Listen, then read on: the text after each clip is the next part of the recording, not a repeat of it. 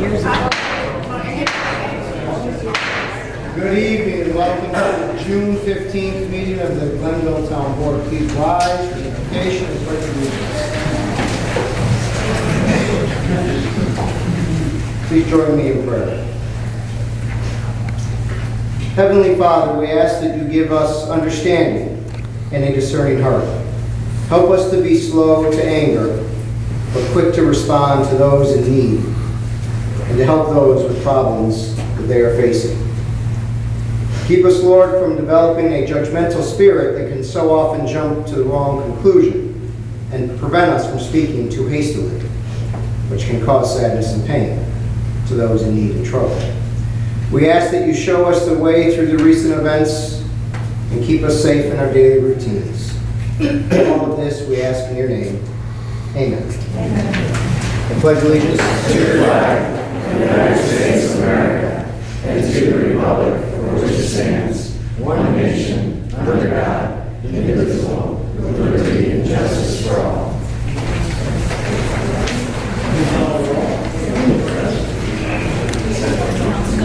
Here? Here. Here. Here. All welcome. We just ask you to please keep your comments when the board is doing business, please. All welcome. We're glad to see the packed room. It's always great to have. We do have some changes to the agenda, as you probably all have and saw up here. We do have the normal resolutions that were already on the agenda, but we do have, it appears, 8 add-ons. The 8 add-ons will be done after item 12 and before 13. So we'll move 13 to the back. The add-ons include add-on 1, a resolution authorizing the supervisor to sign an MOU with the CDTC. The second one is a resolution accepting water warrants for District 11. The third one is a resolution authorizing the purchase of an enclosed trailer for MS4 stormwater requirements. Item 4 is a resolution updating the Town of Glenville purchasing policy. 5, updating the Town of Glenville procurement policy. 6, adopting a Town of Glenville fund balance policy. And 7 is a resolution scheduling a public hearing for next week regarding the extension of Sewer District 2. And then last 8 is a resolution authorizing the supervisor to execute an agreement with CP Power. So we'll take those up at the end of the meeting. And so with that, I'll move to town council reports. I'll start on my left with Councilman Ruan. Councilwoman Rosbowski. Councilman Martin. No report tonight. Councilman Pittavani. We've had a number of meetings for the Cruising on the Avenue Father's Day Car Show in Scotia on Mohawk Avenue on Sunday. Looks like it's going to be great weather. It's from 1 o'clock to 5 o'clock. Admission is free to spectators, and we have a number of vendors, food people, and of course all the places on Mohawk Avenue will be open. So it looks like it's going to be a great day.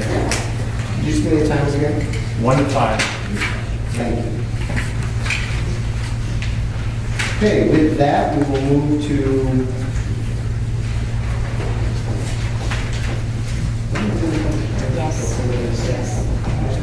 okay.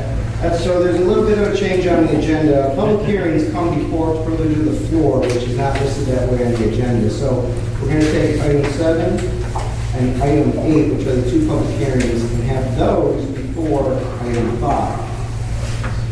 So they're doing the 7 years one, I remember these things. And so we'll start with item number 7, which is a public hearing to hear all those interested regarding the proposed local law extending a temporary moratorium on permits for projects in research, development, and technology zone districts requiring conditional use permits and site plan review, and on permits for pawn shops, thrift stores, secondhand dealers, vape shops, and massage parlors in the general business zone. So I'll open the public hearing for that. Public hearing is now open. Anyone wish to be heard on that specific topic? Again, this is for the general business and the research and development and technology zones. And once, only twice, seeing none, that public hearing is closed.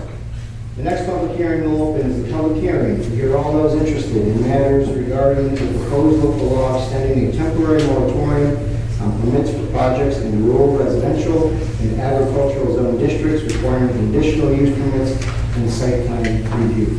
We will open that public hearing. Anyone wish to be heard on that matter? Anyone at all? Once, one twice. Seeing none, that public hearing is now closed. We'll now move to privilege of the floor, which is item number 5. And we'll start with those who signed up. If anyone wishes to be heard at privilege of the floor who has not signed up, after we go through the list, just raise your hand and we'll invite you up to the podium to talk. The first person who is signed up is Tracy Allen.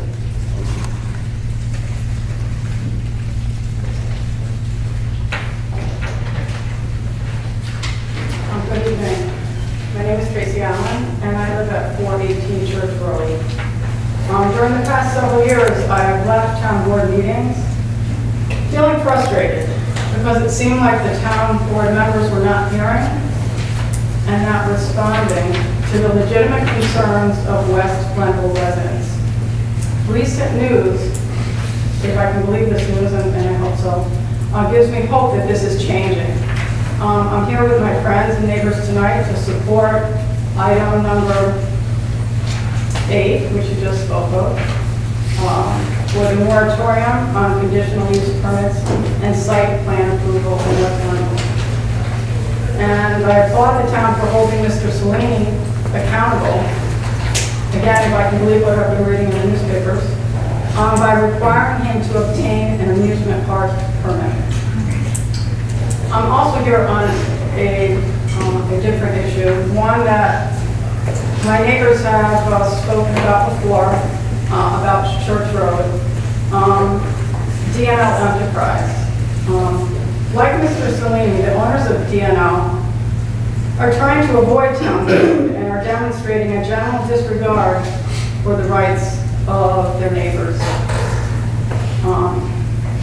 DNL is operating an industrial commercial logging business from a residential area on Church Road.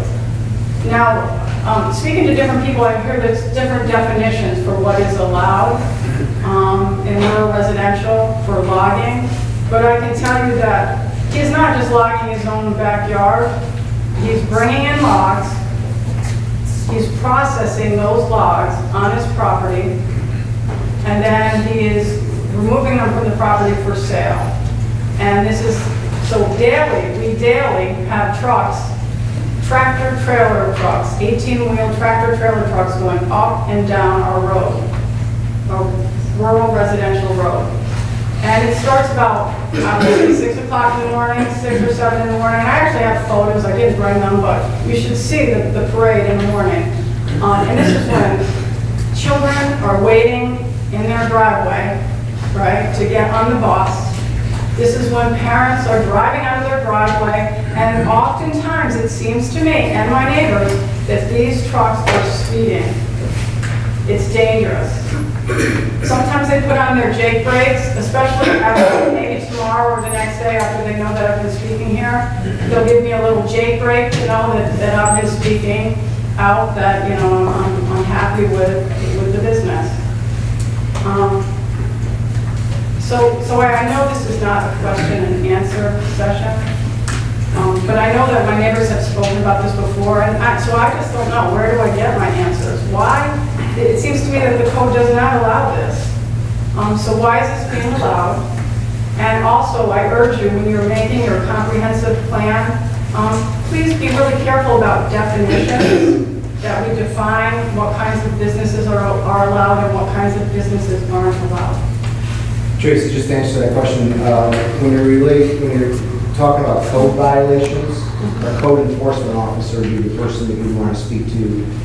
Terry Patrica is the code enforcement officer. The zoning issue, question on zoning in particular, like use, land use, Kevin's here tonight, our planner, Kevin Parkman would be who you'd want to contact. All the contact information is on our website. If you go to the departments, email or phone. Email is probably the better, honestly. But those are the staff members that you want to get immediate responses from. That's great, and thank you very much for that, but I will say though, I don't think it's my job to police my road or do code enforcement or investigation. So I am alerting the town board right now to this fact, and I believe our neighbors have also done that. But thank you, I will follow up on that, and thank you very much for your time. Thank you. For your response. Thank you.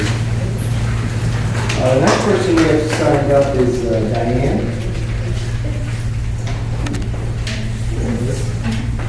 Jezebowski. Yes.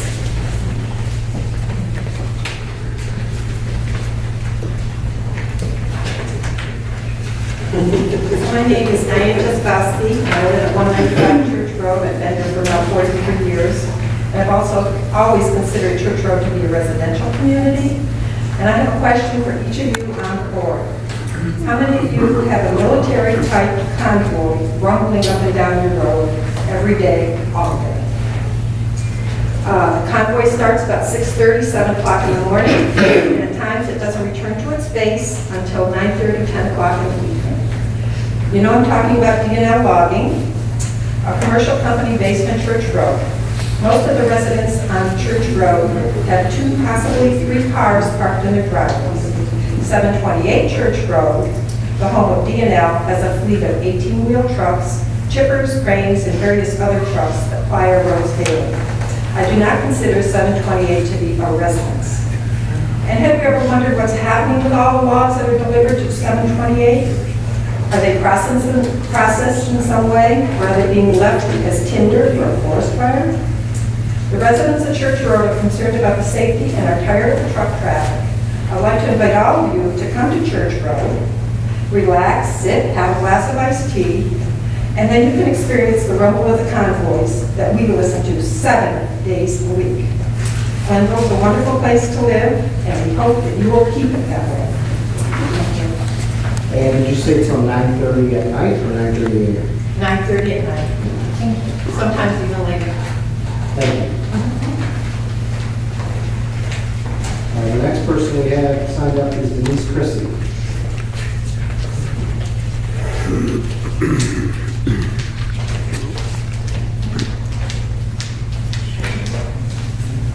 My name is Denise Chrissy. I live at 388 Church Road.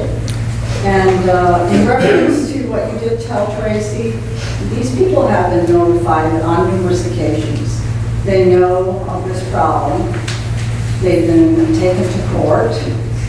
They were given an injunction for 6 months, and then they never stuck to it and continued to do what they're doing. This has been going on for 4 years. 4 years too much. But I want to talk about Memorial Day weekend. I finally realized why I love moving to Church Road 43 years ago. D&L took the weekend off. And there was some other individuals that also took the weekend off. And I won't go into that. But you could hear the birds singing, you could hear the kids playing in the neighborhood. You could actually enjoy your home for 3 whole days. And as much as I enjoyed it, I knew it was going to come to an end. Sure enough, Tuesday morning, down go the trucks. And they don't go 35 miles an hour. Trust me, they do not. And up come the trucks. Anytime during the day, up and down, full of logs, not full of logs. Where are these logs going? We don't know. And it doesn't stop when they pull in the driveway. You hear them roll down this long gravel driveway. You hear the processing going on. These logs are being lifted off of these trucks. You hear that. You hear the saws. You hear the bandsaw. You hear this all day long. This is a residential area. This is 4 houses from our property that you have to listen to this garbage all the time. The other night, it was 10 minutes of 10 that 18-wheeler came up with another trailer on the back of it, loaded with logs, struggling to get up the hill. This is what you gotta listen to 7 days a week. Now, I happen to see in our home, whatever it is, home paper that we get, that Chris, that you say that one of your commitments is protecting the quality and the integrity of our neighborhoods. We've been asking for 4 years to get our neighborhood back. We've gone to everybody, every single person there is. We've covered every avenue, the courts, you, everybody on the board. Who's left to deal with this problem? We shouldn't have to police this. We shouldn't have to take pictures. We shouldn't have to deal with this day after day. What they're doing is illegal, plain and simple. Tracy shouldn't have to run to these people. They've already been notified. It's up to you guys to do what is right, to eliminate what is going on there in Church Road and give us our neighborhood back. And I hope that didn't happen since last month, and we'll just be here every month until it does happen. Thank you for your help. Thank you. And the next person we have signed up is Gail, Gail Troutman.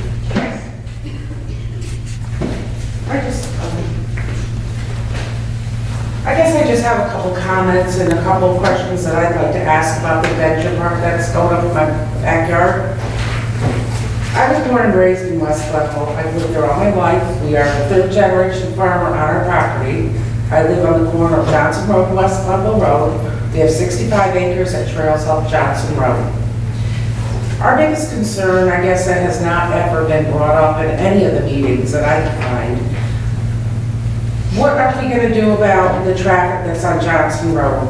That road is the most horrific, dangerous road that there ever was in the town of Glenville. There is a spot on our side of the road, which is actually, it's a cavern that goes down. There are no guardrails, there is nothing. Somebody goes off the road over there, they're actually going to get killed. Has anybody ever looked into any of this? The second thing that I'm also very concerned as you know that we do farming, and our property is on Johnson Road, so very frequently we go with our farming equipment up and down the road on Johnson Road. Now, the people that drive Johnson Road are never on their own side. They're always hugging the middle of the road because either it's the ditches or it's these big holes that are along the road with no guardrails or anything.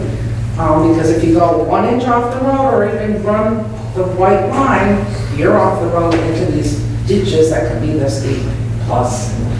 My husband and I have a very big concern about maybe having some signs put up on Johnson Road that say that there is farm equipment that is traveling on that road. We're not the only farmer that farms on Johnson Road. There is a very, very big, huge farm in West Charlton that also uses that road, and they have gigunda equipment that goes over that road.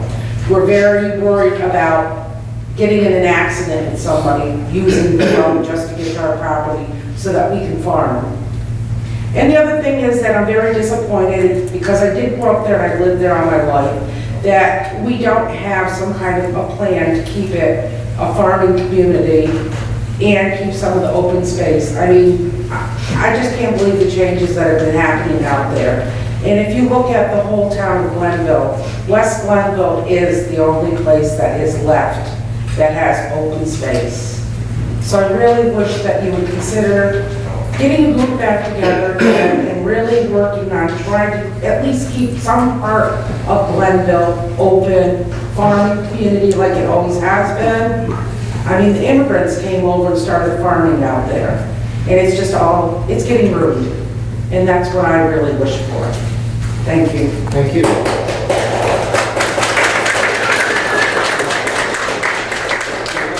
We have signed up to speak with Olivia Salini.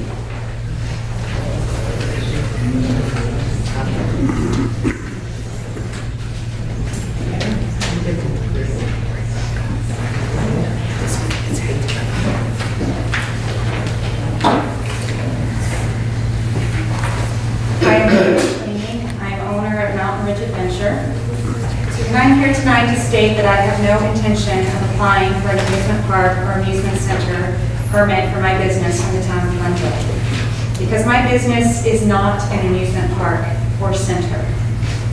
This town board has no right to demand this permit because my business has already been approved by the Planning and Zoning Commission to be a recreational facility permitted in our zone, the Rural Residential and Agricultural District. Our entire build process was periodically inspected and approved by our building inspector, and we have obtained all necessary permits and approvals from the New York State Department of Labor and all necessary insurance. For the past 17 years, I have applied for thousands of permits for projects in New York as a professional engineer.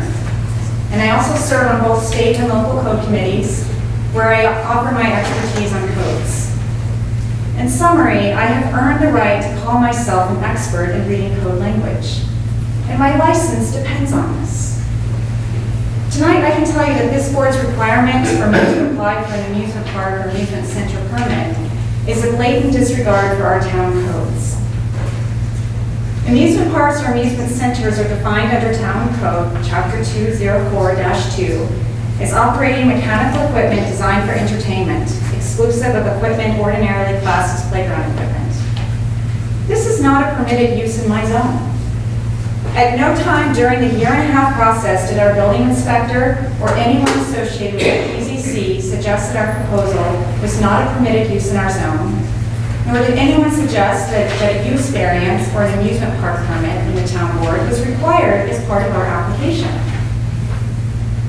This board claims that the amusement park permit is to protect the health, safety, and welfare of its citizens. So are they suggesting that the PZC does not know its job and nullify all of the work that the PZC did? Did this town board visit our park to study our business, observe our operations, observe our participants? Did they visit other similar parks? Have they demanded traffic studies, environmental studies, sound studies, and held public hearings like the PZC did for 18 months? The answer is no. No researching the facts, only behind closed door political manipulations to try to shut us up. Statements made by officials in our town, as well as town documents requested through the Freedom of Information Act, indicated that the amusement park and amusement center permit has only been demanded of temporary businesses because a full review by the PZC is simply not possible. It is interesting that the town board has never requested a permanent business in the entire town of Glenville to obtain this permit. The entire town. It is obvious that the board is not capable of interpreting the codes correctly. Even my 7-year-old could tell you what type of mechanical equipment an amusement park operates. He would quickly state Ferris wheels and roller coasters. However, if you were to ask our town supervisor, Mr. Ketzley, what constitutes mechanical equipment at my park, as the Times Union asked him last Friday, he stated that our mechanical equipment is the pulleys and harnesses and all that type of stuff. If pulleys and harnesses are considered mechanical equipment, so what about a rock gym? Or gymnastics center, or summer camp? Has this board researched any other park with such equipment to verify that it is labeled as an amusement park to back up their claims? My business doesn't even operate any type of equipment at all. Roller coasters require an operator to push the button, engage the seatbelts, basically make it run. Merry-go-rounds would not run without an operator present. If this board actually visited my park, looked at my equipment, observed my employees who are here tonight, and saw how we operate, they would only see my staff watching people play. Yes, play. My staff is only there to monitor people's safety. Just like a lifeguard or a playground monitor or camp counselor. Nothing more. It is our participants who put on their harnesses. It is our participants who come to play in a gorgeous, secluded, rural, natural environment. So why do our opponents pander to the board to try to shut us down? Just look back at all of the news articles and TV clips and you will see one common theme. They simply don't want to hear kids playing in the woods. But you know what they would rather hear? You know what they would rather hear? The sound of their own gunfire as they try to scare away these kids.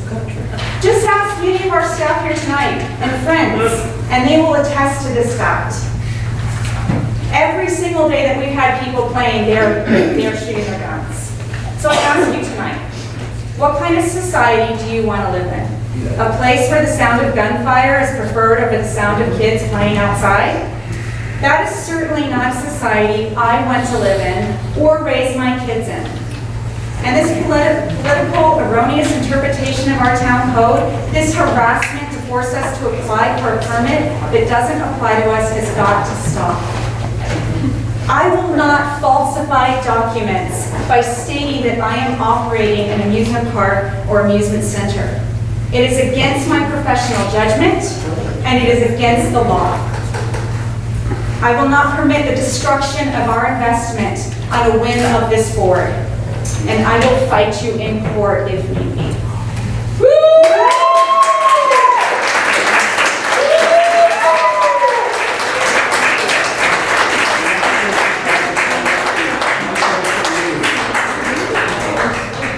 The next person is Michael Cellini. Is Michael Cellini in the room? Michael Cellini, come on.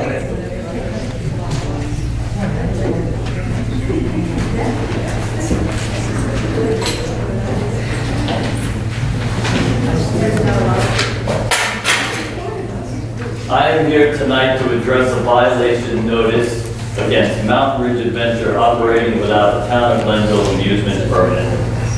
I would like to publicly state that this board has acted immorally and possibly illegally by trying everything they could think of to harass us and try and stop us from operating, including requesting that we apply for an amusement park permit. The Glenville Town Board claims to be pro-business, but I beg to differ. They are only pro-business when it is on their terms. Let me preface that my gripe is not with the town of Glenville as a whole. My family and I love living here. The employees at Town Hall are great. The schools are fantastic. The PZC and the ZBA are fair and just. It is less than honorable way the Glenville Town Board is acting that I have issues with. The Town of Glenville's Economic Development Survey shown on their website explains that Glenville residents desire two types of establishments. The first is more restaurants, and the second is recreational businesses related to active lifestyles. If a treetop challenge course and zipline park is not a recreational business related to active lifestyles, then I don't know what is. The Glenville Town Board is obviously not pro-business when they fear it will hurt their political status. They are more interested in gaining a few votes from a demographic that votes at the town level, which is the like of the few adjacent landowners opposing our park and the friends they've had for the past 60 years who grew up in Glenville. This harassment from the Glenville Town Board is purely a political move to pander to the squeaky wheel that votes at the local level. Not only is the Glenville Town Board anti-business, but they are obviously also anti-children. One of my neighbors was quoted as saying, "I don't want to hear children playing."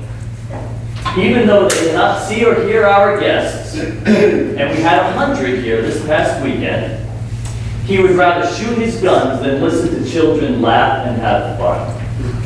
Welcome to West Glenville. So social media friends, hi.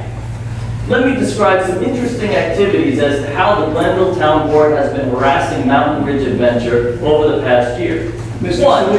Cellini, you are to address the town board and privilege of the floor, not the residents, not your... One, isn't it interesting that the Glenville Town Board, I'm talking to, isn't it interesting that the Glenville Town Board walked in as a group with the opposition to our course and sat directly with them the night before Election Day at one of the town PZC meetings, yet never came to any other meeting? Two, isn't it interesting that the Glenville Development Corporation wanted to lend us money to build our course, but once the opposition started, the timeline for the funding coincidentally tripled. Three, Isn't it interesting that the Glenville Town Board rushed through a resolution to place a moratorium on adventure parks in only 5 days, when the normal legal process should take 2 months? 4, isn't it interesting that the Glenville Town Board proposed a resolution to change the Glenville parking laws without mentioning the actual street name in the original agenda, which coincidentally is the road our zipline park is on? 5, isn't it even more interesting that the Glenville Town Board approved the no parking resolution on the entire road that our zipline park is on, yet only placed no parking signs in front of my property and no one else's? The town spent approximately $8,500 of taxpayer money to fix a parking problem that doesn't exist. Did I mention that Glenville is the highest tax town in the Capital District? Isn't it interesting that members of the TZC and ZBA, which by the way are volunteers and not voted in like the town board, did their job properly and actually visited our course and actually visited other similar courses? They did their job properly and made a judgment. Nowhere in the entire almost 2-year process did anyone mention an amusement park permit. Why would they when we clearly are not an amusement park? But again, it doesn't really matter what the actual facts are to the Glenville Town Board. It is only about votes. I've put my entire life savings into Mountain Ridge Adventure. This is a $500,000 project that I have dedicated 2 years of my entire life to. The Glenville Town Board is clearly trying to falter our business for votes. Let me ask you, Glenville Town Board, do you really think that having one of your residents be forced to go bankrupt and lose their home and put their innocent children out on the street is worth a few votes? This board should be ashamed of itself. You are not upholding the duties of honorable citizens. Thank you.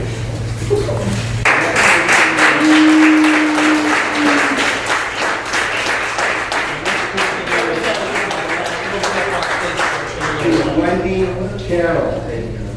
Wendy Carroll.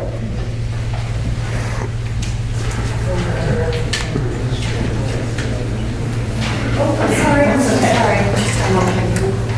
No, I didn't. I'm nervous, I swear. Wow. Hi, my name is Wendy Carroll.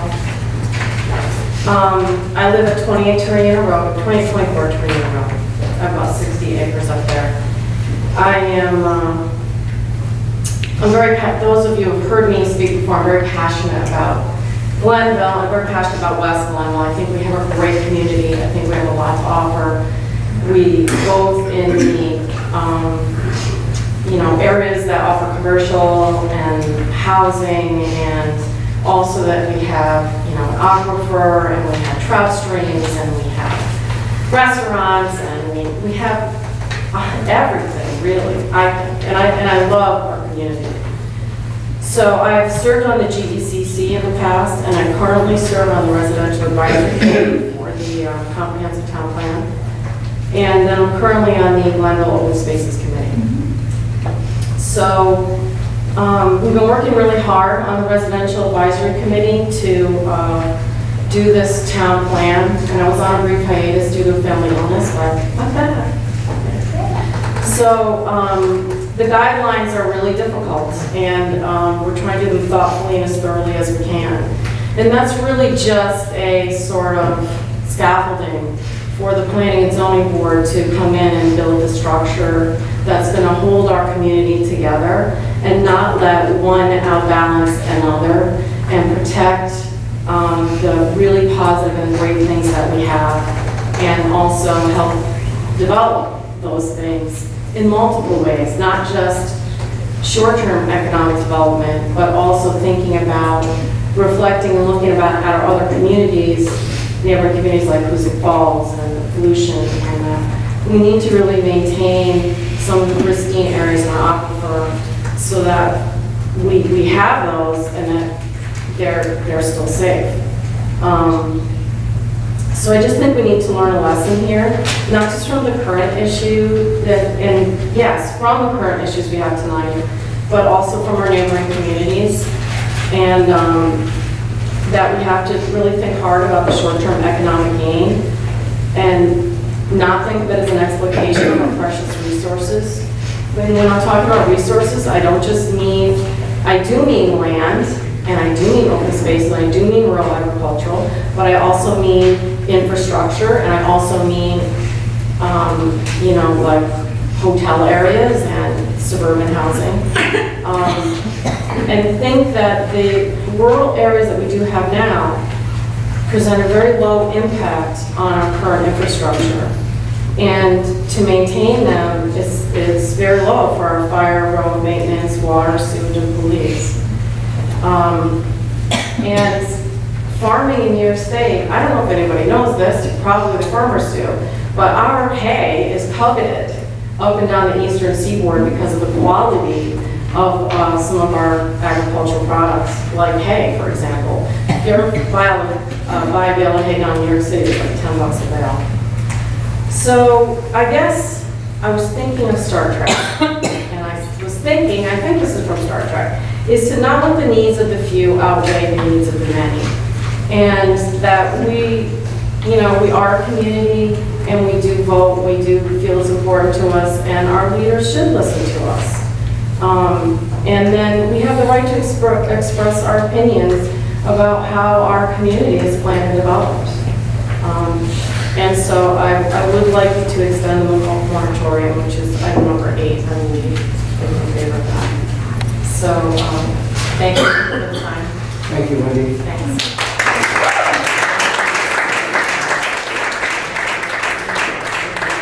Signed up is Betty Randall.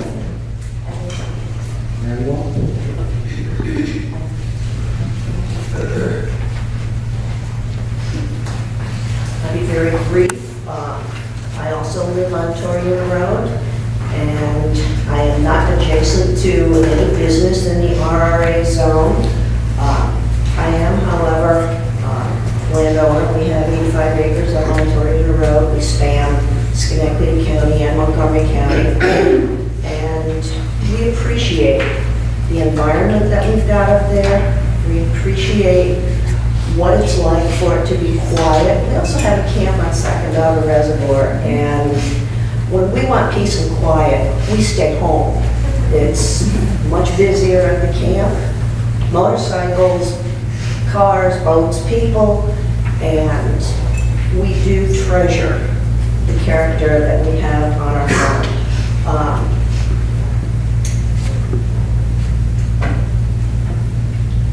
It's important that we maintain that character, and I do strongly support extending the moratorium until such time as the comprehensive plan is developed, presented, studied, and adopted, and the zoning plan can match what the comprehensive plan comes up with. Thank you very much for listening to our concerns. I do appreciate the fact that you're listening to our concerns, and that the conditional use permits, when they are granted, also pay attention to the provisions that are set forth for granting the conditional use permits, that that whatever is being permitted does not damage the quality of life, does not substantially change the environment. I don't have the points in front of me now, but I do want to thank you for implementing the moratorium to begin with, and request that you continue. Thank you.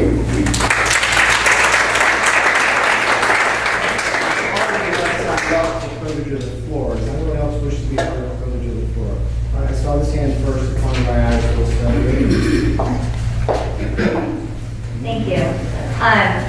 My name is Rain Bonsi, and I need to state, I need to move this up because, I wanted to state that I'm speaking here on my behalf, not on behalf of my organization. Rain, I'm sorry, two things. We need your address for the record, and we need you to address the board, not the...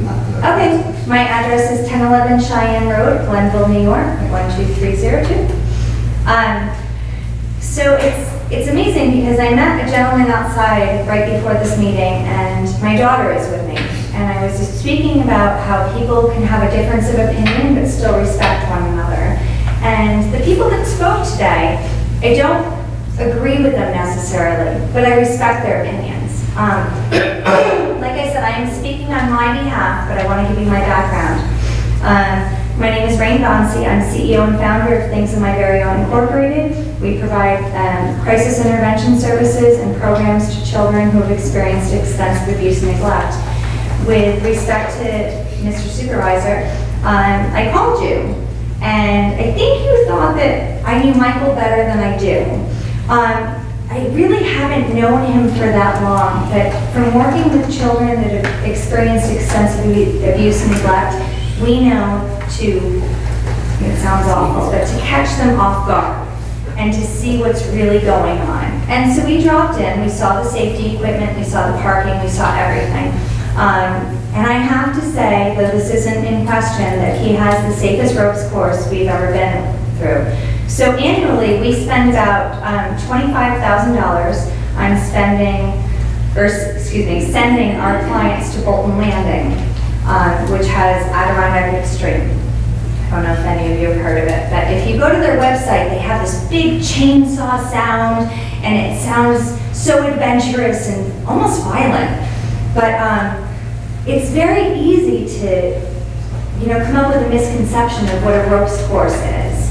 So last year alone, we provided aid to 7,002 children in the capital region and surrounding counties. I know it sounds like I don't have the facts about what you're opposing, but I actually have a lot of information as I work with the USDA and the Department of Environmental Conservation on a regular basis for the science exploration and activities that we provide. So I am very, very familiar with what's required from the from the town of Glenville. I apologize. And as I said, everyone who's spoken, I have the utmost respect for them. It's nothing personal against them. We just have a disagreement. But what I can say is that someone brought up protecting the quality and integrity of our neighborhood. And I don't recall who it was, but that's a very valid point, and I can appreciate and respect that. But from bringing these children year after year after year to Bolton Landing, I can tell you, there's nothing short of a ropes course that builds integrity, that builds a quality of life. And it's just, I would invite the board to come out to Mr. Michael, that's what we call everyone at my center, Mr. and Mrs. So-and-so, to come out to Mr. Michael's place and take a look. Really, just show up out of the blue. I would invite the neighbors to do the same thing. Just show up out of the blue and just take a look. And I see some laughter in the audience, and that's a little disappointing because I think regardless of what we believe, I think we're all here to respect one another. Another point that was brought up was traffic. Mr. Michael, Mr. Michael has a huge parking lot with a porta potty. There would be no disturbance to the neighborhood. It was brought up, there's a big ditch or people would get killed. If people were really worried about getting killed, they would move out of the area. And as I said, I don't want to disrespect anyone that's speaking, but this is a huge commitment. He has gone through way above and beyond the 2-year environmental study. I can tell you from experience, that's a very, very expensive study, as I had to do it for my organization. And it's huge. He's gone above and beyond, and I can tell you, due to public commentary, that I spoke with members of the Glenville Police Department and the town of Glenville, and they expressed how they support Michael. But here's the sad part, is because there's so many people against them, they were scared about coming forward because they were afraid it was going to affect their employment positions. And that's upsetting. That's very upsetting because I believe we are the town of friendly neighbors and we should be able to express ourselves without lashing out or laughing or having these incidents. And that's not what's happening, so I'm a little disappointed. But, you know, like I said, I work with 7,002, well, last year, 7,002 individuals annually. And, what is it? In 2015, I believe we spent approximately $25,000 bringing children to the ropes course in Bolton Landing. I really like that money to stay within my community. Not only would I like it to stay in my community, but I'd like to see the children that are here served by this ropes course. And like I said, you'll go to Adirondack Extreme online, you'll hear chainsaws because they want it to be exciting. I invite you all, sorry Michael, to stop by and just take a look. Take a look when you think he's not expecting it and see what it is. Because I think all of you and the community will be very, very surprised by what you see. I thank you for taking the time out to hear me, and thank you. Thank you.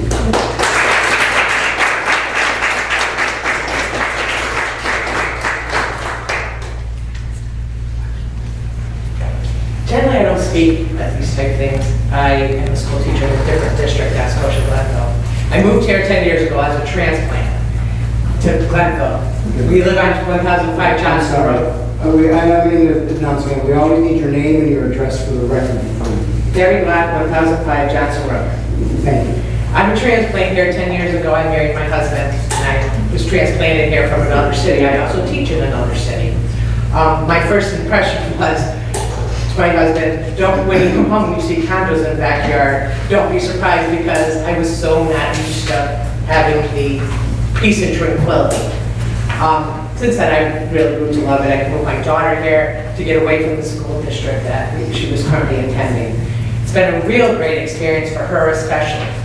I think that I come here month after month because I live on Johnson Road. The road is very dangerous, but the kind of thing is, all I hear is law, law, law, law. Great, you gotta live by the law. The one thing I have not heard, I don't feel respected. I don't think he really cares that I don't want him there. I think he's missed the whole point of the neighbors don't want him there. Okay, I've heard you don't like kids. Every day I go to school, I have kids. I've had in excess of hundreds of kids in my class because I was the advisor for the class. Hundreds of them. I didn't charge one little penny. They had barbecues, they had other things. Do I like kids? Do I have no idea? Yep.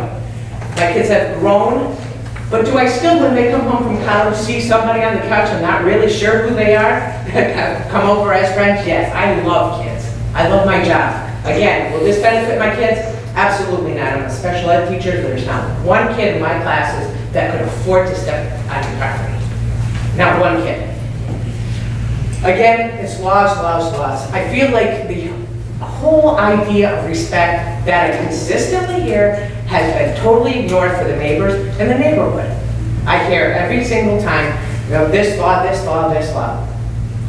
I can tell you one thing, that when we moved up there, we jumped through hoops to get permission to build a septic tank. Thousands of dollars to see, and then I watched fly by my window because of the codes. We followed the codes. We, in fact, didn't know we weren't doing something, so we got fined.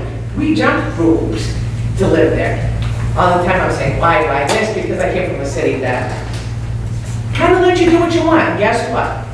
That kind of city that kind of let you do what you want, it's not thriving, I can tell you now.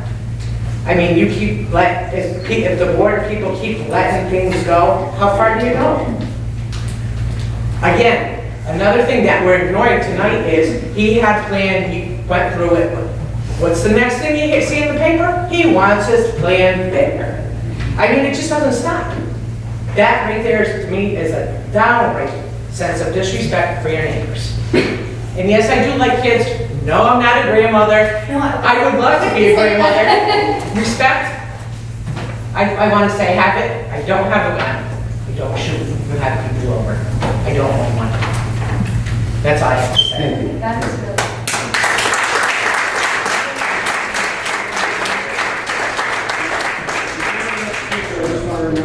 Please, we ask the speakers to address the board, or not to address each other. That's not what the privilege of the floor is. It's for addressing the board. So please keep your comments to the board.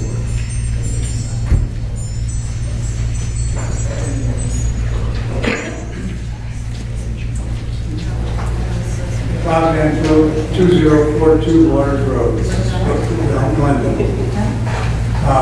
Basically, I'm here to address the comment that that it was not an amusement park, that they don't believe it's an amusement park, that they don't believe it's an amusement device, that they're experts at reading the code. Yet, the reality of the situation is that they recognize the state code and the state that calls it an amusement device because they applied for a permit from the state as an amusement device. And the state defines the amusement device as it means any contrivance that carries or conveys passengers along around a fixed or restricted course or within a defined area for the purpose of amusing or entertaining its passengers. Does that sound like a zip line or what? You can't sound any more like a zip line than that. This is the New York State Code, Part 45, Department of Labor, and they applied for a permit from them, and it is said that they received it. They also applied, or the company which installed their zip line and put on the little show at the Times Union Center back in February, applied for the same permit from the state to use the zip line there. I mean, these are facts. And so the town of Glenville is using the same device, the same definition for an amusement device as the state. They've admitted it, that they've used it for the state. They had to. It's listed as an amusement device by the state. So the statements, that thing that went on for 5 minutes is just totally ridiculous. No one has spoken of their other obligations to open up the course to begin with. They haven't met the obligations of the conditional use permit that they received. If they received it, I don't know whether it's supposed to be. Maybe receiving the conditional use permit means they were supposed to receive a certificate of operation from the town. Well, they haven't, because they haven't turned in a survey, they haven't turned in markers of the existing course, which is supposed to be 0.8 acres. Because it's the 1 acre minus the point, actually, the parking lot's like 0.35, so I don't know, I've got the 1.2 acres or something, but so be it, it's a given. But they haven't met the conditions of the existing permit. And if you don't do that, if you don't meet the law, you get fined. It's just the way it is in this world. If you don't show any disrespect for any organization, that you're any group of any committee, any group of the town, if you don't show any respect for the town's authority, you can't selectively say, well, this group said this group said this, I choose to go do it there. But the town board, who is the ultimate group in the town, they totally are arrogant against and do not want to follow the laws. So I would have to say that a fine should be imposed for every day they've been open for lack of the amusement park permit, and for every day that they've been open illegally for not having met the conditions of the zoning committee that they say they love so much. They haven't met the conditions for that, and they opened illegally and have been opened illegally. Thank you.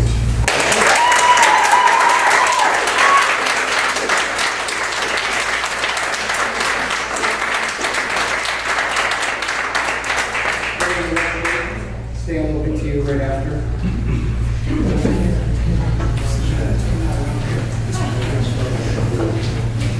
Hello, my name is Adam Downs. I live at 146 Hay Road in Scotia, or London.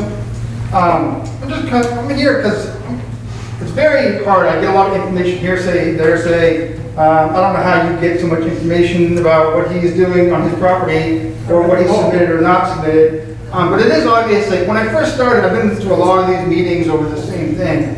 And I do realize, like, when it started out, it seemed like the board was on board with this thing. And then all of a sudden, when you had some opposition, well, maybe we shouldn't be on board with this thing.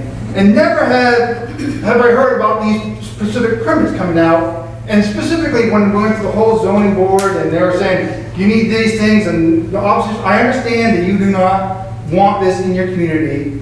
But I mean, even the board said he's doing everything he needed to do. He had the right to do this on his property.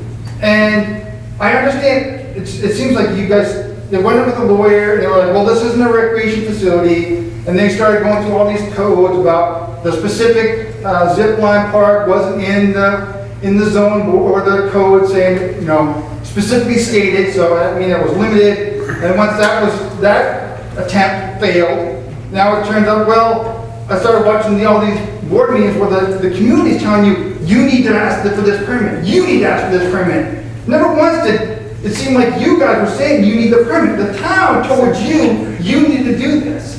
And then all of a sudden now it's like, to me it seems like you're asking them to do this permit specifically to deny it. So that, to me, is very scary. Like, if I went through my process, and I went through all the right processes that I thought I had to go through, they said, yes, you have the approval, the green light to go. I invest a lot of money now into building this thing, just to say, well, you know what, this one other loophole, maybe we can just use this to twist the knob and prevent this whole thing from going. It's very, very scary as a community member.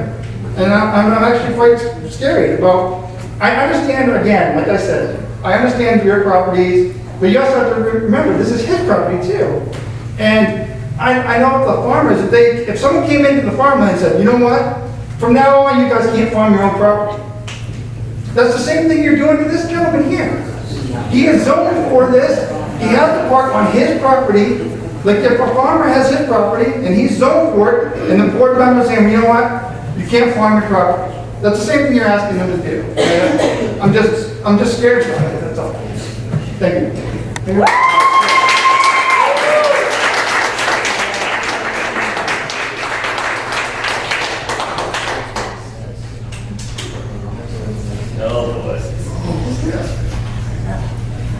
Stanley Lee at 130 Johnson Road. I wasn't going to speak today, but I do, after listening to this, have a few things to say. One, the original application that was filed states that this was an entertainment, not a recreational facility. Two, the permit was mentioned. It was not the business of the planning board to issue a permit, or it's not discussing really part of that process. The state, the town law is not an ordinance. It is a law, and you all know it, you all read it. And that was mentioned, it was read out loud during the hearings, it sort of just passed over because it didn't pertain to the zoning approval process. Now, this, what we're talking about, like I just said, is a law. It is up to the town board to enforce the laws of the town. I don't care if he's got $200 million invested in it. It's still up to the town board to make a final say here. You have all, I assume, sworn oath of office to say that the town laws, and they are different apparently from the editorial we wrote me one time in the paper, in ordinances. So I urge you to go through and enforce the laws that exist on the town of, isn't that something you dreamed up, closing on him? This is, when he started it was there, during the process it was mentioned, and now it's got to be done. And another issue, I don't know if anybody's thought of it, but part of the permitting process is insurance. Now, you have an insurance policy with somebody, and in the insurance policy it says, or your law says that he's got to have a certain amount of insurance, a certificate of insurance, or whatever it is. And if you don't pass the thing, enforce the laws, then where does this leave your insurance if something happens there?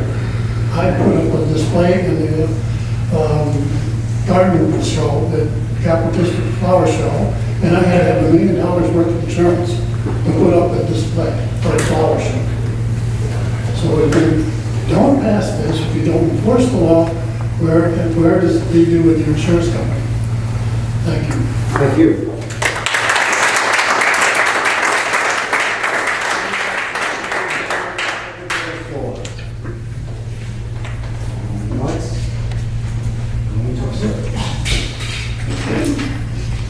Again, just state your name and address for the record. John Burton, 152 Horseman Drive, Glenville. So I read online that you guys were going to arrest Mr. Mike or fine him $250 for every day that he was open illegally. You were trying to say that he was operating an amusement park without an amusement park permit. I did quite a bit of research on it from both DOH and the DOL. He is not deemed as an amusement park. He is deemed as an adventure park. So he does not legally need, in New York State, an amusement park permit. Neither does Hell Caverns, who also qualifies as an adventure park, who has the same type of equipment. However, the Great Escape that provides electrical mechanical equipment does need it because they are no longer considered an adventure park due to there being electrical mechanics. These are just simple pulleys. There's not really much involved with that. One thing goes up, one thing comes down.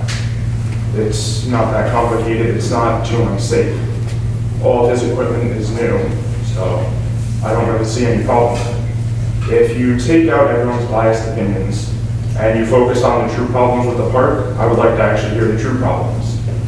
But you're not really going to get too many of those. You'll get everyone's biased opinions on this place, which, by the sounds of it, not a lot of people have actually even been to. So, if you try to focus on the negative that people don't really know what they're talking about, you won't see the positives. Like my friend said, that if people were honestly worried about getting killed and stuff like that, they would move.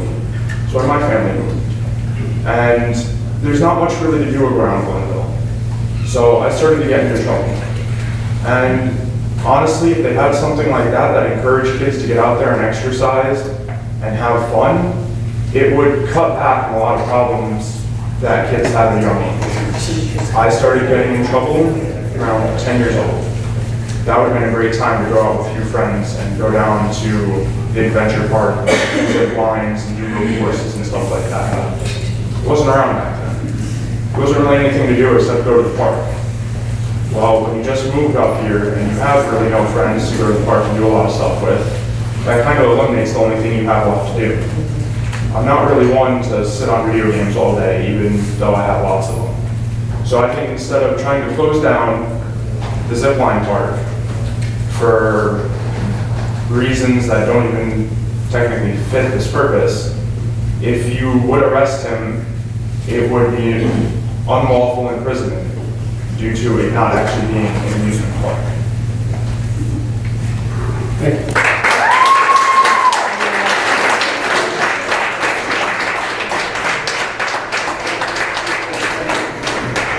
Going once, going twice. See anything? The floor is now closed. We'll now move to supervisor's comments to the board. Jim asked me how long it was going to be. Well, it's got a whole lot longer, Jim. I've got to correct just a few things. I'm dismayed to see the personal attacks, the level of disgust, disrespect for the town and town codes, the town board. We may have a disagreement, Ray, and I appreciate what you said. And I appreciate maybe if you stop passing notes when people are talking and maybe hear the other side of the story. But I do appreciate what you said about respecting each other. We need to respect each other more. And that's not being shown here tonight. We have a disagreement, perhaps, on a code in the town of Glenville. The town code clearly says, and so does New York State labor law, as Mrs. Cellini admitted herself that she received the permit for, defines zip lines as, quote, amusement devices. You cannot interpret that any differently. Under the area of the zip line is defined in state law, New York labor law, as amusement parks, quote. Just like our codes, The state law and the codes are the same. Now, because you get a state permit, as you all know, doesn't mean you don't have to get a town permit because we're a lower government. They look at two totally different things. If these were so safe, the state would not be inspecting them anymore. They inspect the devices, the mechanical devices, as defined for safety. The pulleys, the harnesses, the ropes. That has to be done periodically because things change. Same thing at the town. The town doesn't regulate that. The town regulates public safety, as you all know. Traffic, fire access to the site, medical access to the site, police access to the site. That changes as well. And that is why a permit is required, so that annually we're able to look at that and make sure that we're serving the public, not Mr. Cellini's investments, but the public with proper safety. So we can have a disagreement about this, but to malign and to say that people are acting in certain ways simply is not correct. I have visited the site. I did show up unannounced. I was invited out by Mr. Cellini. I've seen the site. I'm not a state inspector. I'm not a code enforcer. I looked at the site. I can't tell you if it's safe or not, but I've been there before. It was said already, we have all been sworn as public officers to uphold the codes and the laws of this town, of this state, of this nation. We will continue to work to uphold, despite the attacks, despite the personal attacks. You always know somebody's a little nervous when they start going after you personally. When that happens, you know they might be a little bit concerned about what they haven't done correctly. The planning board does not preempt the town board, by the way. The planning board looks at zoning. Does not say they can exempt them from getting a permit from the state or from the town. That still has to be something that is required if the code requires it. So I'm a little concerned about some of the things that were said here tonight. And then finally, I would just say that although Mr. Cellini and Mrs. Cellini went through the process, it's not the planning boards. I know some people are concerned about when this permit was starting to be asked for. It is not the planning board's job to do the homework of the applicant. The applicant must understand the laws and codes that they must comply with. Only they are responsible for that. The planning board is not responsible to tell them, by the way, make sure you follow the laws of the state of New York. By the way, make sure you follow the laws of the town of Glenville. That's implied in the process. Now, we can say, Mr. Cellini wants to say sitting in court, fine. That's fine. We're going to uphold the laws of this town. If we interpret them differently, we're going to uphold the way we interpret them. Lastly, on this issue, I want to correct something again. Facts have been kind of thrown around fast and loose. Glenville is nowhere near the highest tax municipality in the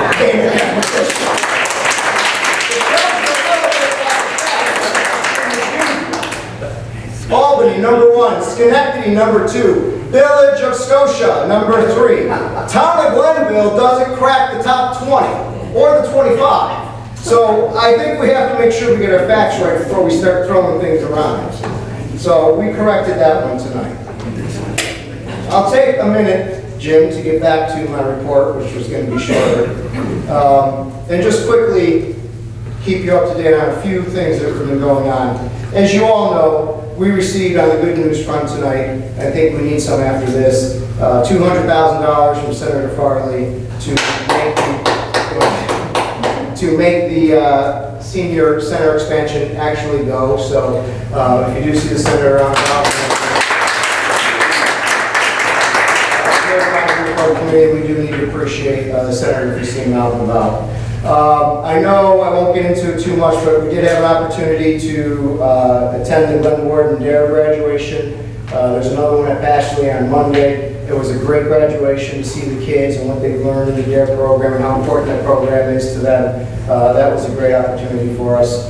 Gina, we opened the dog park on Saturday right before the torrential downpours. It was a great day. People are very excited about that.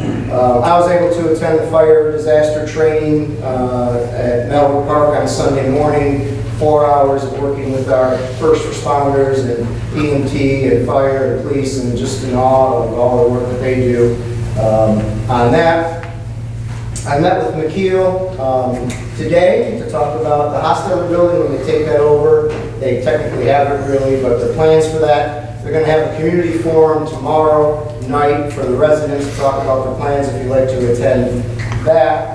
I also attended the groundbreaking today at the Burn Hills Boston Lake High School. They're starting their multi-million-dollar expansion up there, which is part of why they're moving out of Hostetler building, and McKeel is getting that as well.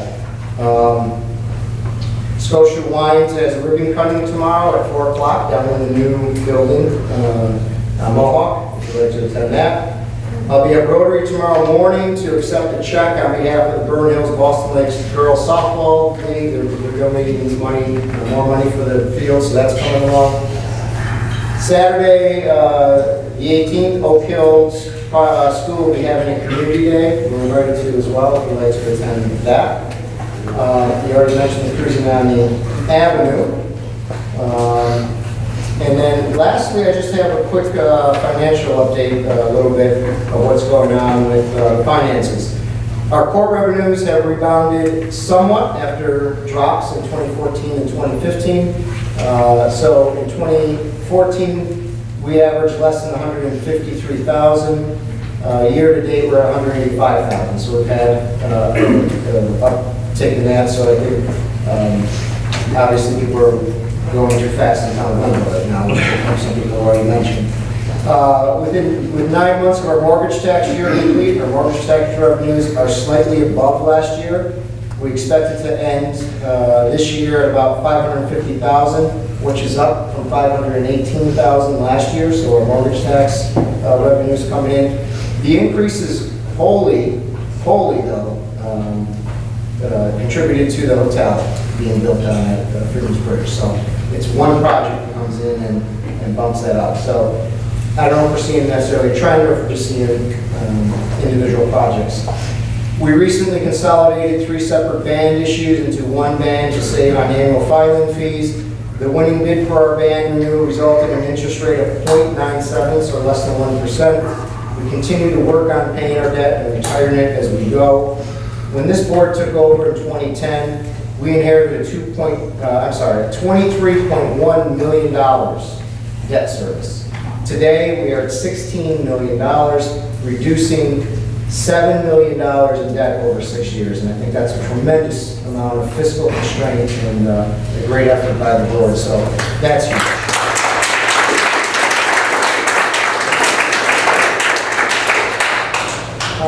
Lastly, our health insurance premiums for 2017 are expected to rise somewhere between 6 to 10%, and that expense would mean a net increase of $75,000 to $125,000 in next year's budget in the health insurance line. So, with that, I went through it quick, Jim, just for you. Any questions or comments? Yes, sir. Mr. Supervisor, I'd like to make one comment. You know, when things happen in the town and it creates turmoil. You know, there's housing projects, Mr. Salini's project. I think people underestimate the town board. You know, social media is a great thing. It's also a very dangerous thing. We're well aware of the things that have been said. And we, quite frankly, take it personally. Because we try very hard up here. This is a thankless job. Somebody's got to do it. And I can speak for the whole board up here. We're not beholden to any resident in the town of Glenville, not one. We represent all 28,000. And Mr. Salini, you made a comment, and then we can go on and we can have an argument. I'm a business owner, you know that, and I'm pro-business. I know you said we're not, but you're mistaken. All I want you to do is just follow the rules that the rest of us have to follow on the town level. But you made a comment about us not coming to any of the meetings or paying attention to the planning and zoning board. and then we all showed up that one night. Well, the reason we showed up that one night is because of the turmoil that was created over this adventure park.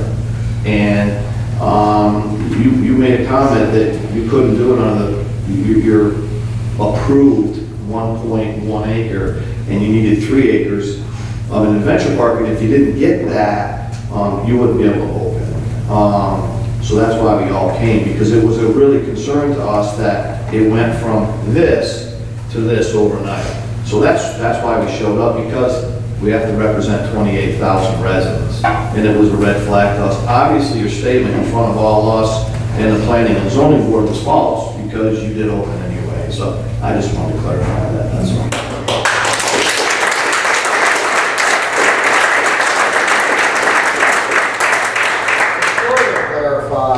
I know I went to a lot more planning board meetings than I seem to be giving credit for. I couldn't make every one of them, but I went to very many of them. I think a few of you went to them as well. So that wasn't the only meeting we showed up to. Any comments? Yeah, I just want to also chime in here. I take this job very seriously and this role very seriously. And I'm not going to stand by here and have an individual who's, I don't think ever said 2 words to me personally, make assumptions about how I conduct myself in this role, and to the point of almost being slanderous. And I'm just not going to stand by for that, because I personally hold my integrity, my dignity, and my honesty too near and dear, and I'm just not going to stand by for that type of thing. And I want the people in this room to know that. And I've talked to a lot of you individually. I like to think myself being approachable, and I take this role, again, very seriously, and it's very important to me. And I'm not going to stand by and have even an inkling of that having any appearance of being the least bit true. It's to call this political just makes my skin crawl. It's important to me that we represent the people of this community, and we do so as best we can with our knowledge and our talents and our abilities, and that's what I bring to this. And that's all I can say.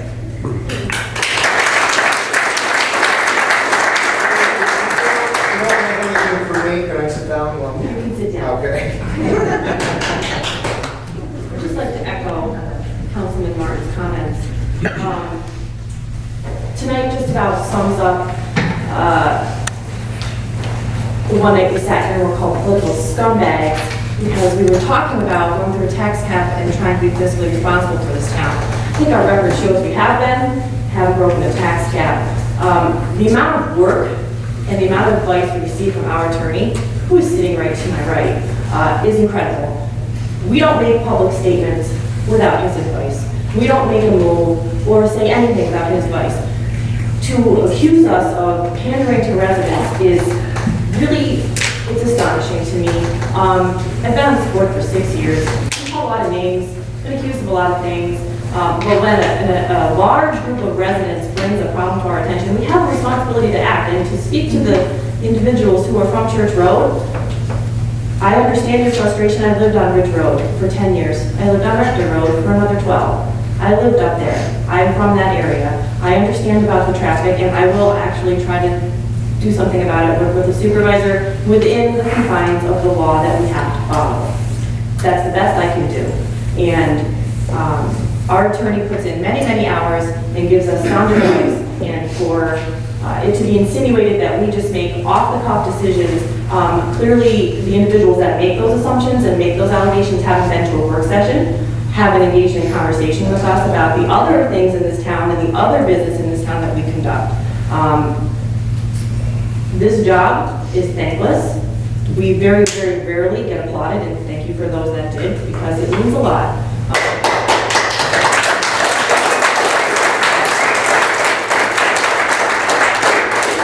I thank you. I do this not for any other reason than I love this town, and it's worth every ounce of abuse I take to have a meeting room full of people speaking about an issue. So thank you to everybody that came, thank you to everybody that expressed their opinions, and I will continue to serve you as long as you will have me here. Thank you.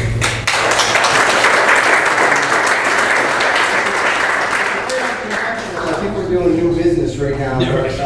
Well, usually everybody leaves and nobody. Yeah. But I guess Councilman Bilbani, you have something to say. Pretty much you have covered everything, but one thing that sticks in my mind tonight is we've had numerous people stand at the podium and interpret the law for us. And they weren't all the same, so somebody has to be wrong. As somebody who sits up here and has to follow the letter of the law and expects everybody in the town of Glenville to follow the letter of the law, we rely on our attorney. He brings us case facts, on what's been happening in the past. It's our job to follow case law, is what I was looking for, case law, and to do what we were elected to do.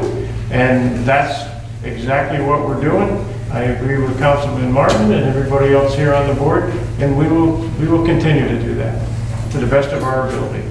Thank you. Thank you.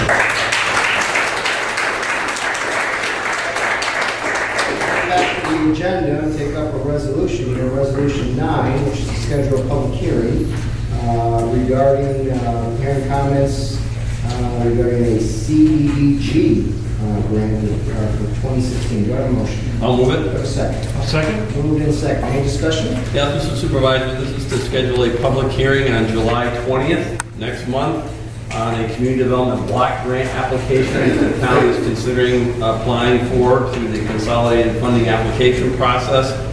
This resolution merely sets the public hearing. Any of those in the public wishing to hear more about this grant application can do so on the 20th during that public hearing. There will be more details to follow. Any other questions or comments? Seeing none, would you please vote? Councilman Martin? Yes. Councilman Pittavani? Yes. Councilman Blount? Yes. Councilwoman Wozzachowski? Yes. Supervisor Pettsley? Yes, resolution passes. Next resolution, Resolution 10, adopting local law number 6 of 2016, extending a temporary moratorium on permits in research and development technology zones.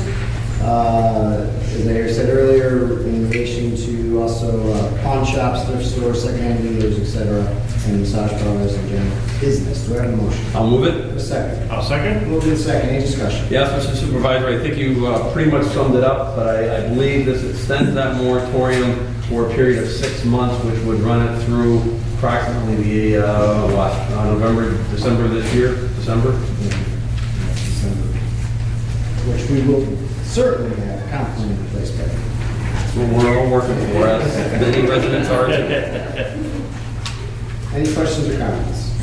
Seeing none, please record the vote. Councilman Martin? Yes. Councilman Pittavani? Yes. Councilman Blount? Yes. Councilwoman Wozzachowski? Yes. Supervisor Pettsley? Yes, resolution passes. Next, resolution 11, adopting local law 7 and extending a temporary moratorium on permits for projects in rural residential and agricultural zones, requiring conditional use permit and site plan review. Do I have a motion? I'll move Do I it. have a second? I'll second. Moved in second. Any discussion? Again, a very similar situation here, extension of an existing moratorium, as you noted, in the rural residential zone, for a period again of 6 months. Any questions or comments? Seeing none, please record the vote. Councilman Martin? Yes. Councilman Pittavani? Yes. Councilman Blount? Yes. Councilwoman Wozzachowski? Yes. Supervisor Pettsley? Yes, resolution passes. Next resolution, resolution 12, approve monthly department reports for April and May. Do I have a motion? So moved. Do I have a second? Second. Moved in second. Any discussion?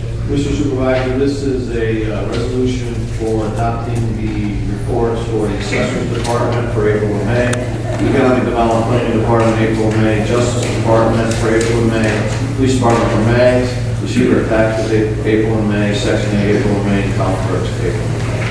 Excellent. Any questions or comments? Just want to say thanks to the department as always, and particularly the chief. The report was more detailed this month, and we appreciated the extra information. Excellent. Any other questions?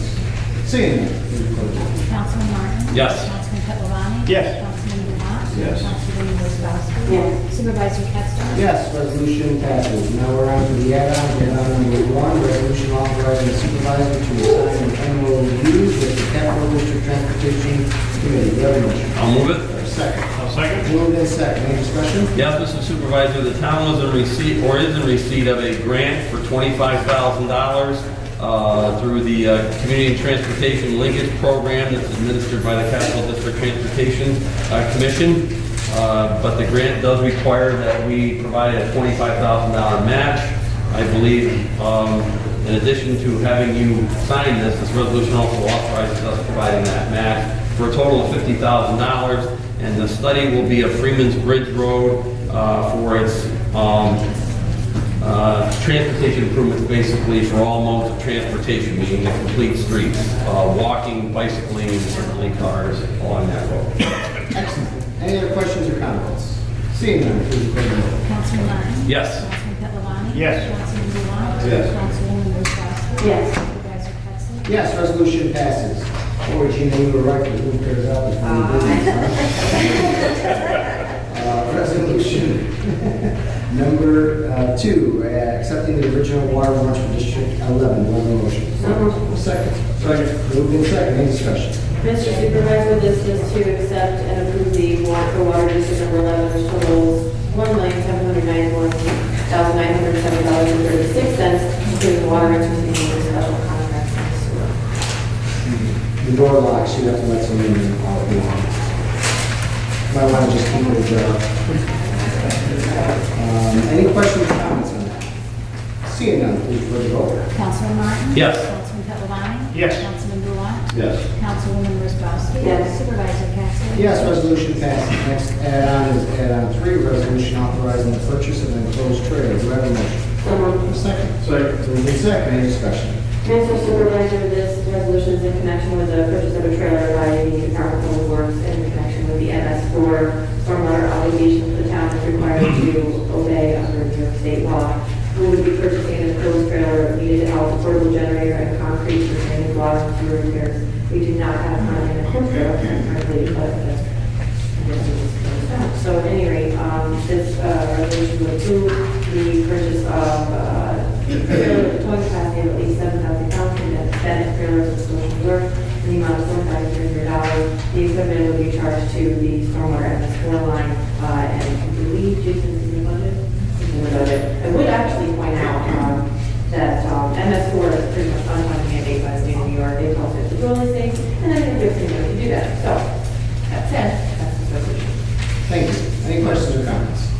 Seeing none, please record the vote. Councilman Martin? Yes. Councilman Catalani? Yes. Councilman Blunt? Yes. Councilwoman Wozzachowski? Yes. Supervisor Pettsley? Yes, resolution passes. Next, resolution 4, adopting updates to the town of Glenville purchasing policy. Do I have a motion?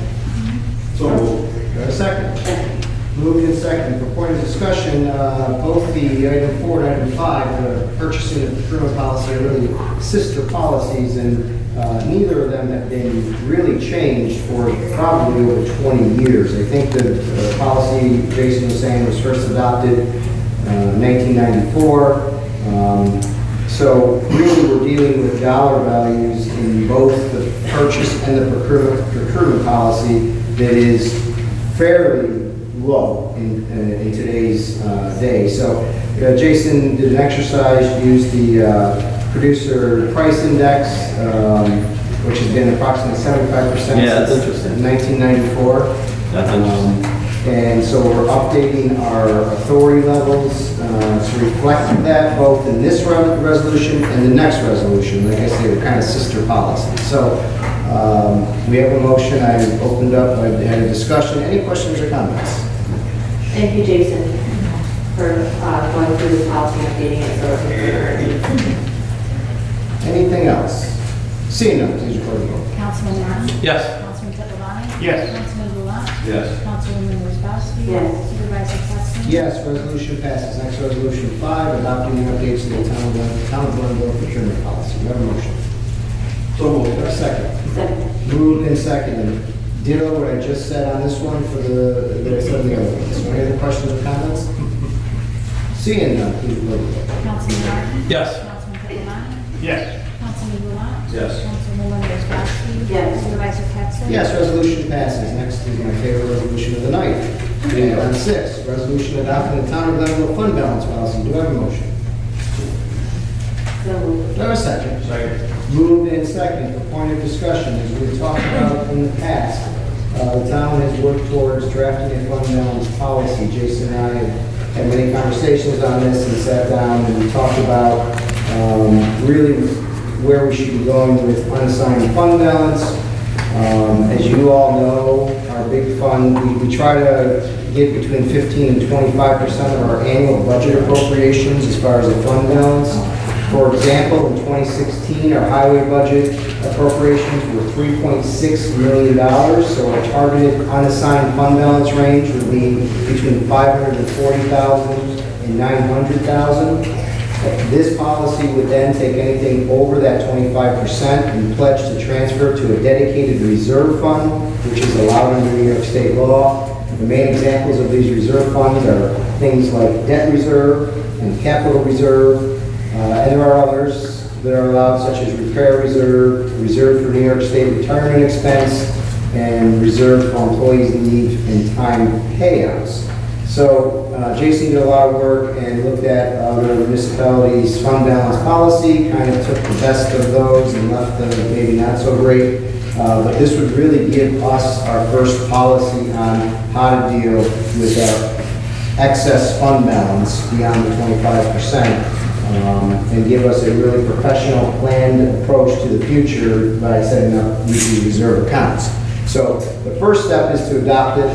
The second step, Jason and I are working on what goes where, and then we'll bring out to the board for a resolution at that juncture. But this is a document, fund balance policy. Will we talk about that in workshop? Yeah. Okay.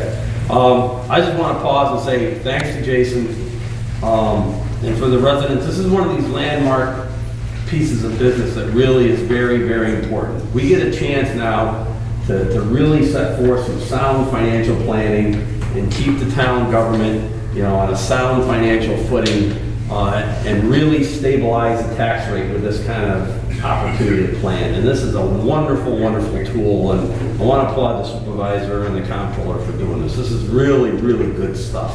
I know it may go under the radar, but this is really important, good stuff. Thank you, Jim. Any other questions or comments?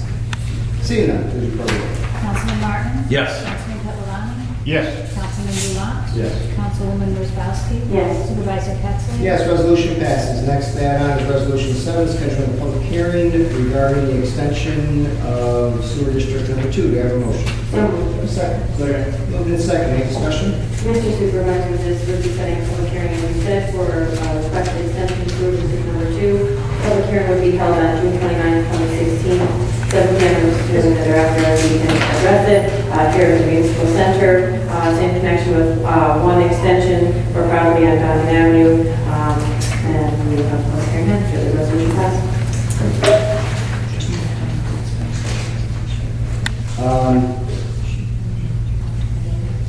Should we June 29th? Yes. We are having a special meeting on June 29th. So we will make a motion.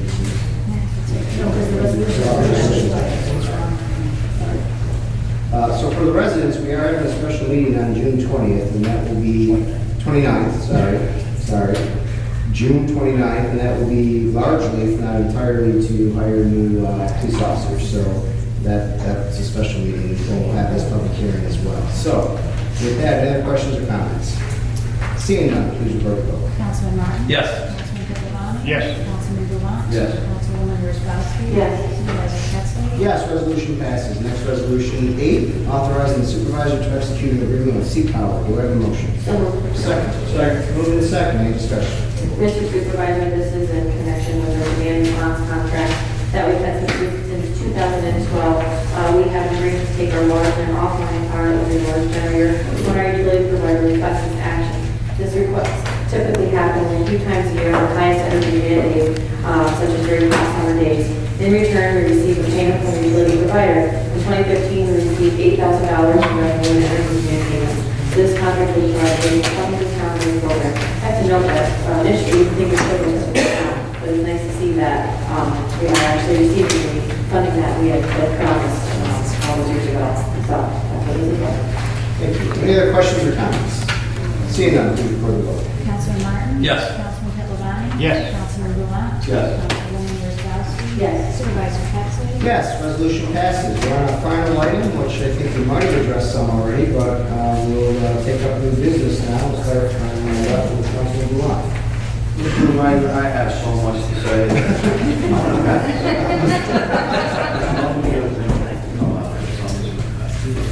Councilman Rudolph.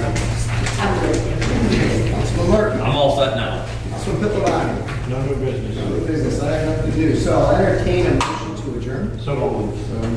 Motion, second? Second. Moving in second, all in favor, aye.